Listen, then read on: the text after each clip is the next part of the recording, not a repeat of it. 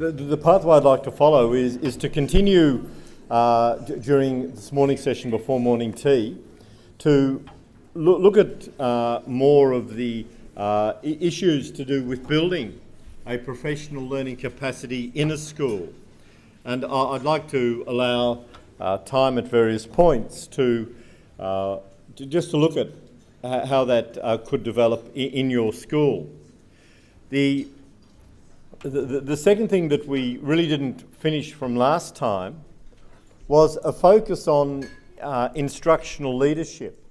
Now, we talked a good deal last time about the role of school leadership in the improvement activity and how we can actually think about ways of really optimising the extent to which school leadership leads, supports and guides the activity from a leadership perspective. So I believe for any school improvement there are several aspects of leadership proceeding at once. There's the leadership that you're providing through actually leading the embedding of the literacy content in your school context. There is the school leadership focus that's really leading the school as a whole, and the literacy is a part of that. And of course there's also the leadership being taken in individual classrooms by teachers leading the way in terms of how the strategies are being embedded. The reason why I'd like to unpack issues to do with instructional leadership is so that you're aware of what the research is saying about instructional leadership. We talk a lot about it, but often we don't say explicitly what does it look like. What will a person be doing, what will a school leader be doing when they are actively involved in instructional leadership?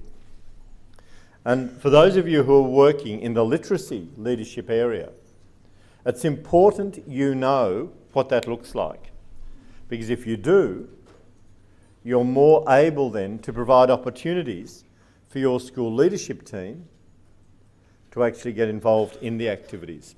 So a second aspect of our focus before morning tea this morning would be on the instructional leadership after we've finished the content that we hadn't finished from session 2. After morning tea, I'd like to work through the NAPLAN interpretation activity that we're going to look at, looking at interpreting NAPLAN data and also online data from the perspective of what it tells us about how students are learning, what literacy strategies they're using at any point, and how we then need to modify our teaching. And as we said last time, there are different tiers of assessment. One tier focuses on the tasks students answered correctly or incorrectly. And the second focus really looks at the sorts of processes the students used in order to answer tasks. And I'd want to argue that if I'm going to change someone's literacy outcomes, I need to be able to get a foothold into the processes that they're using to achieve that. I'd then like to move into some of our PowerPoint content for this morning, but I was thinking from about 12 or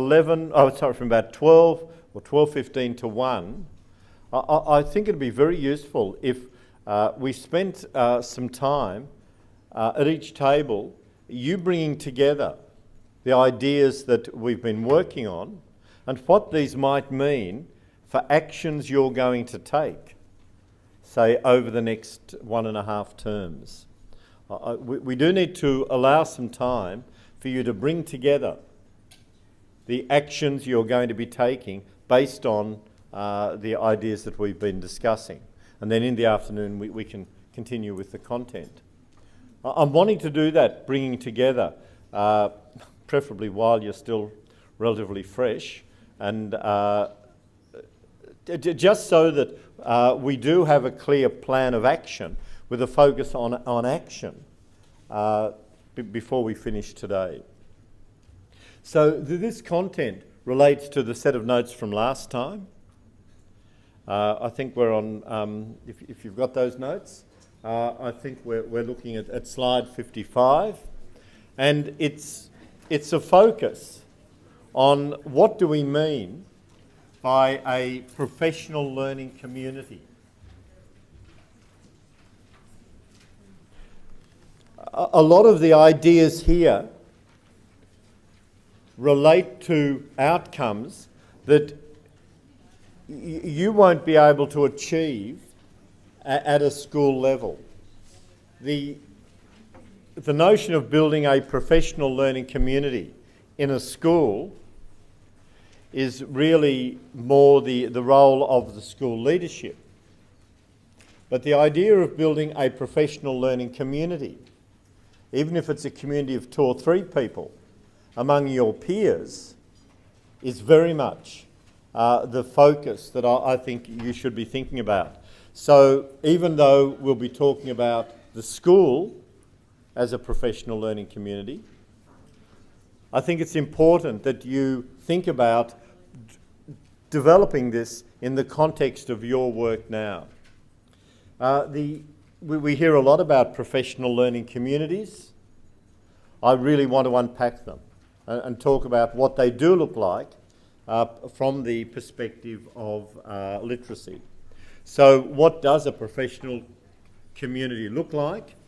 And one question for us is, how is it different from a community of professional learners? And the second is unpacking your concept, now allowing you to work on this. So you can see that I'm first of all wanting to raise the idea of a community of learners as being different from a learning community. Now, you can have a group of teachers in a school. They can all be learning particular things about their practice.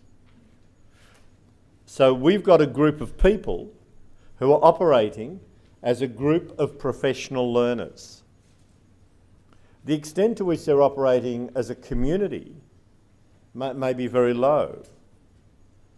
I'm wanting to argue that a professional learning community is a group of people who have, first of all, a shared goal.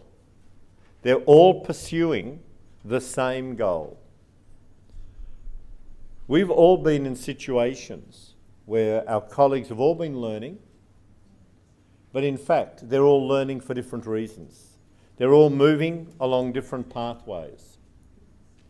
And if I'm wanting to construct a professional learning community, one thing I need to think about is, how am I going to get a group of people to cohere or to accept the same goal, to have the same goal?